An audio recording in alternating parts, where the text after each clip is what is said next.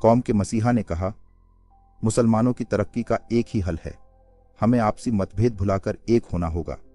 मुसलमानों में कोई ऊंचा नीचा नहीं है, हम सब बराबर हैं। सारे मुसलमानों ने कहा, कितनी विशाल दृष्टि है, कितना भावुक हृदय है, यह तो फरिश्ता है। उसकी खूबसूरत बेटी सैयदा ये सब सुन रही थी। वह कौम के मसीहा के पास जाकर बोली, अब्बू, मुझे शादी करनी है।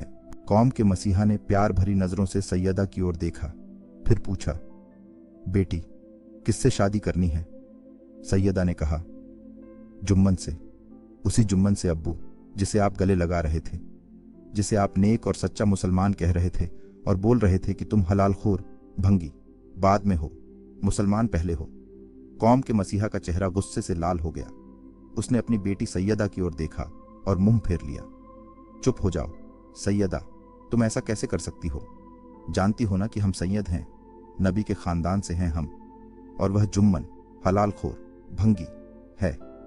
सैयदा असहमति में सिर हिलाकर बोली, पर अब्बू, आप तो जातिवाद के खिलाफ हैं ना, और भाई ने भी तो एक जुलाहन से शादी की है।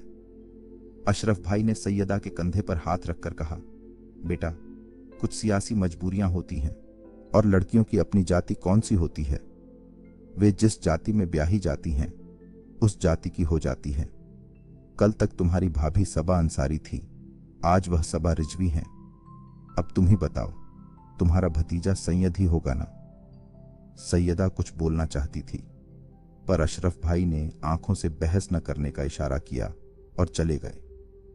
सैयदा सोच में पड़ गई कि इस मर्दों की दुनिया में औरतों की अपनी कोई पहचान है भी कि नहीं।